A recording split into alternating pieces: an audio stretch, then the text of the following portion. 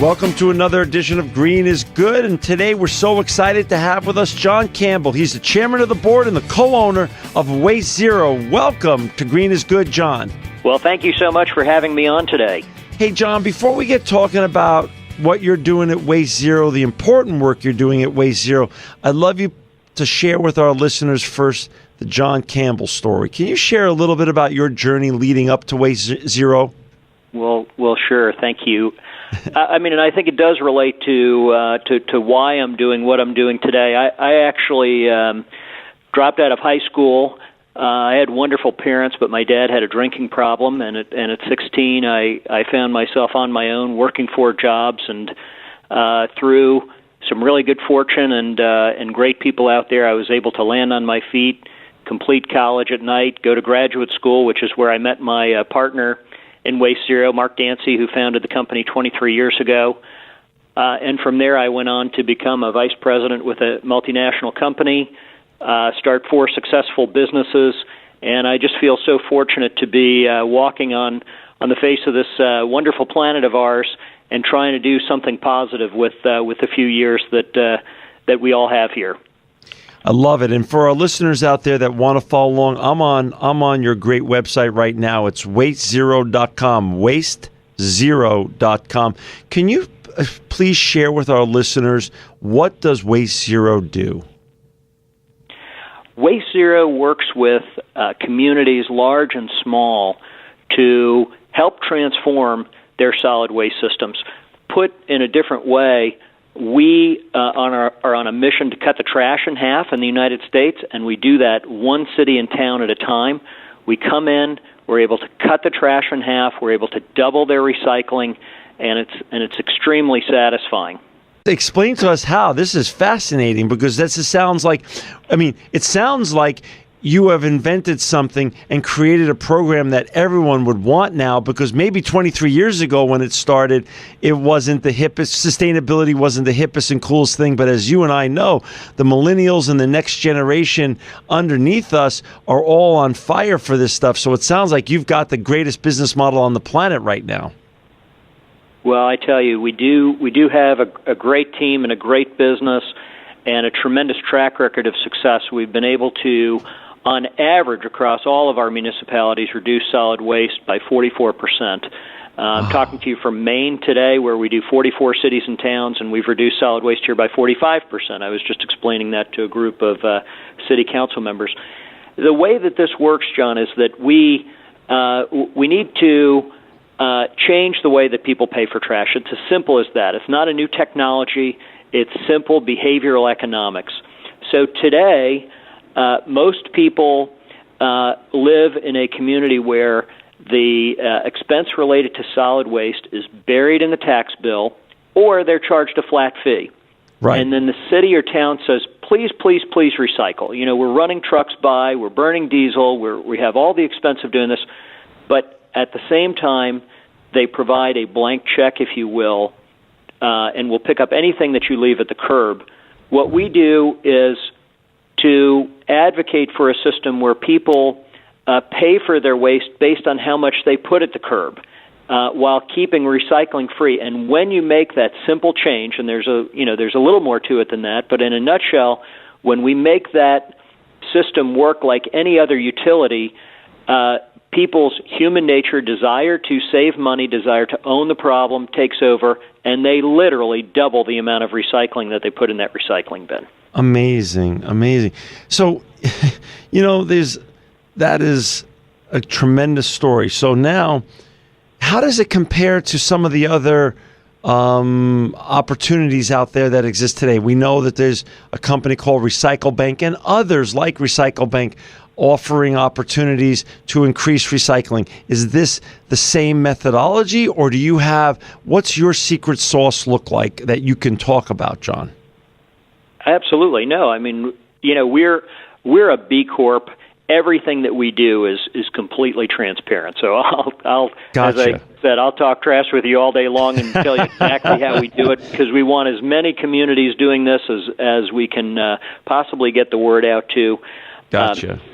So there's recycling education. Okay, we have many colleagues with WasteZero who in a former life were recycling educators. We have curbside recycling collection, typically single-stream recycling where you can put everything in one bin. That's the model. What we found is that you can have that model and also offer, a recycling rewards program, and you can get to a certain level in terms of recycling. But once you've hit that plateau, and as a country we've hit that plateau, nothing more goes in the bin. And so what we found is that you can offer all the recycling rewards programs that you want. You could hire, 3 times as many recycling educators. At a certain point, you reach diminishing returns, and the only way to really get people to change their behavior is to introduce a pricing signal and to say, we need you to be responsible for paying for the cost of solid waste. Gotcha. That's so interesting. So you empower the residents of the cities that you represent and bring them into becoming part of the solution. Exactly, because when you think about today's model, it's almost like a flat rate water system where people are all paying the same amount.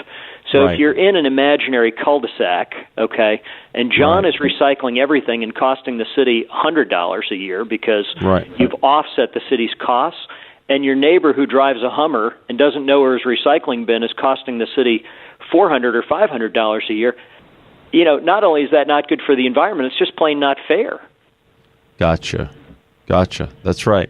I'm on your website now. And for our listeners out there, we've got John Campbell with us today. He's the chairman of the board of WasteZero, and it's WasteZero.com. I'm on your website. There's a term used on your website that I would love you to explain to our listeners, the pay-as-you-throw term. What does that mean with regards to the methodology that WasteZero employs in the cities and deploys in the cities that you represent and are involved with? So pay as you throw simply, it simply means that rather than paying a flat rate, we like to have unit-based pricing. We like to have people pay based on the amount that they throw away. And why is that? Because if people leave less at the curb and more in the recycling bin, the city's costs go down to send it to a landfill or an incinerator, which is, a really unfortunate thing for the environment, aside from anything else. But the costs will go down, and therefore what we're doing is we're having people pay only for that which they throw away. In this case, the way that we've landed on doing it optimally after 23 years of trying to do it in lots of different ways is to have people pay with a prepaid municipal collection bag. So you have the city imprinted city seal on a bag, and we do all the work to manufacture that bag. We put it in the supermarket. The residents can buy it in any supermarket in town, and that's their only expense for solid waste. They no longer have a fixed fee. They only pay if they put waste at the curb for disposal. If they use the recycling bin, that's free. So the recycling bin is free, and waste goes in that bag, and that bag is what's weighed then for each household. Well, the great thing is that you don't have to weigh the bag, okay? The city prices the bag at let's say that they choose, let's say that in a city that the cost of collection and disposal works out to be about $2 for every 30-gallon bag of trash or large bag, which a typical household would throw away. Yes. We just have them buy that bag for $2, and once they buy the bag, the person doing the collection says, okay, this household is paid for collection and disposal. That has a cost. The recycling in many cities actually brings income to the city. They make money, so we're thrilled that they put twice as much recycling in the bin. We're going to collect that free. Wow. What a system. Wow. And so how many cities right now do you represent across the United States? Well, we have, in doing this for 23 years, we've come across a number of people who actually started the program on their own. And we've started a number. So we have over 800 cities that we work with today in some way, shape, or form. Since we've really turned this into a turnkey program for municipalities, we have about 70 cities, and we're quite thrilled that all the programs that we've designed and launched are still out there working, reducing solid waste on average 44%. So you reduce the solid waste by 44%, therefore you keep the landfills clear of this stuff, you increase the recycling rates, and you also... Typically double the recycling volume.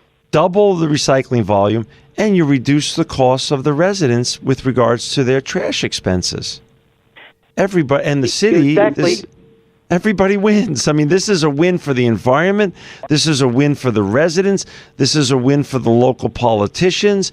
I mean, this is there's a bottom line to everybody here. There's a triple bottom line, but John, let me tell you why it requires courage. Okay, because today, while everyone in every city is paying for the cost of trash collection, it's buried in the tax bill.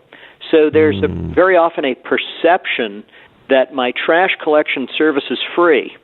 And therefore, when you have a forward-thinking set of elected officials and staff, they know it's not free. They know that, in fact, on average, a household might be paying $15 or $20 or, in some cases, $25 a month for that service. What we're doing is telling people the truth about what trash collection really costs and giving them control over that expense. But sometimes when you are an elected official and you make any change, even though it's positive, you can face a lot of criticism until the outcomes are clear. So sometimes there's controversy about our program in the beginning, but 3 months after it works, you'll read in the newspaper, wow, Fall River cuts solid waste 43%, adds $4 million to the city budget. Then it becomes wildly popular, not always popular while the process is going on. No kidding.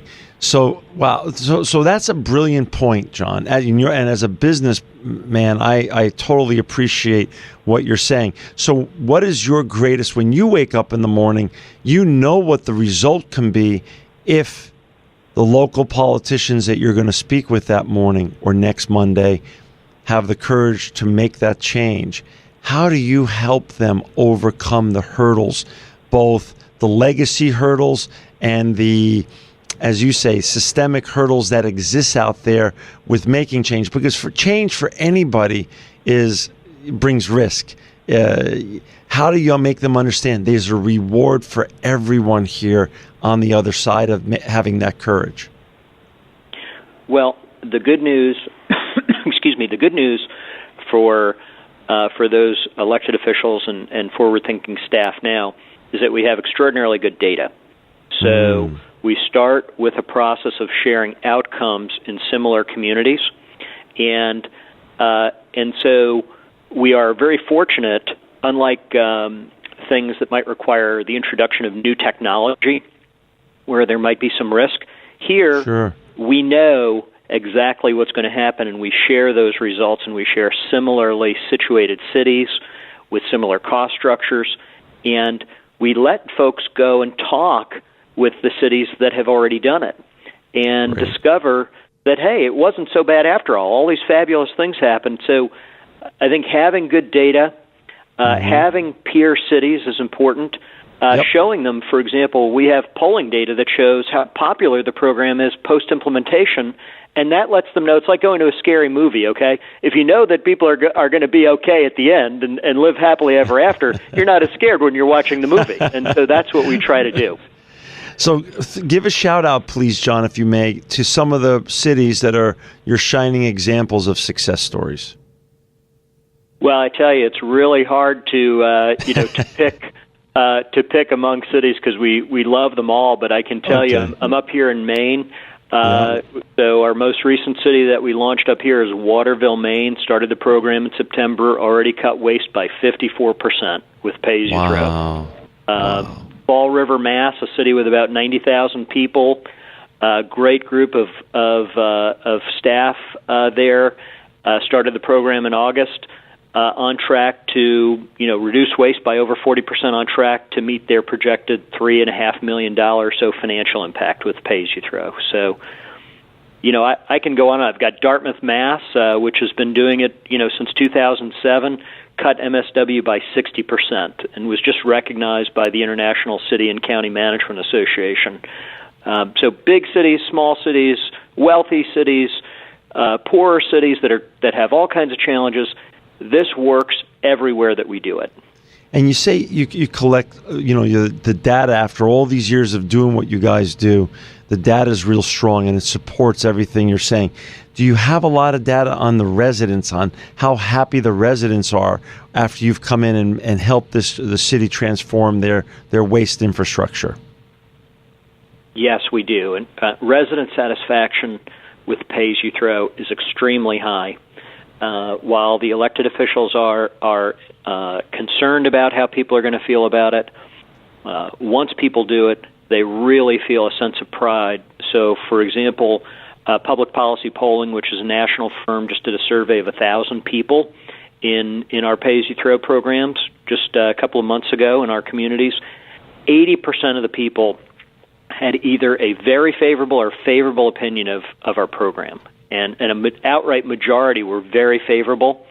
75% said it was easy to do, but the thing that in that poll that was so impressive to us was that 89% of the people said it was working as well as they had expected. It was working for them in their household, and so that's the kind of data that again makes folks who are putting their trust in us to help them launch these systems know that ultimately, listen, you're never going to have 100% of the people happy about anything, especially when there's a change involved. But having 90% say, "Wow, that program was effective," I'll take the Pepsi challenge with anyone on that kind of outcome.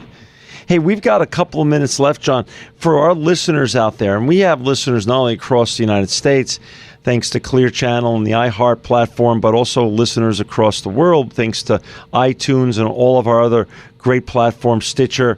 If someone's listening today, a mayor or a resident in any city USA, and they're saying, I love what this guy's doing, I love what WasteZero's doing, how can I get involved? How can I make sure my city council person contacts them, or how can I have WasteZero contact them? How does that work?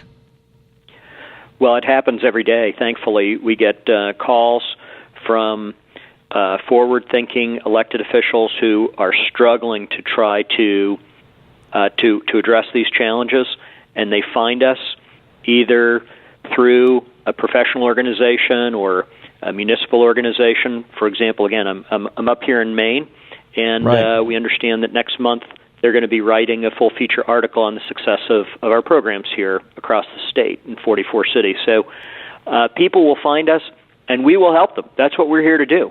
If we have residents or people who say, boy, I'd really like to have that change happen, the first step is to write to your city council member and mayor and refer them to us and tell them this is the kind of change that we can and should make. And sometimes you have to, be a squeaky wheel because, again, I mean, these folks have a lot going on, and it's not always clear to them how to differentiate between, someone calling for something that's relatively small. This is cutting the trash in half in your city. So you have to make sure that it sinks in to the city manager or the mayor. This is not a small thing. This is not, something trivial like, would you please, come and paint new stripes on it. This is, I want to cut the trash in half in my city, and I'd like you to pay attention to this. I love it. I love it. And with that, we're going to say to our listeners out there, it's been great speaking with you today, John. It's WasteZero.com. WasteZero.com. If you want to cut your city's trash in half and create a triple bottom line for the residents, for the environment, and for the city at large, you go to WasteZero.com. You get in touch with John Campbell and all his colleagues, and you really can make the world a better place. John, thank you for talking trash with us today. You are truly living proof. I want to thank you for what you do. Thank you, John. You are truly living proof that green is good. Thank you so much.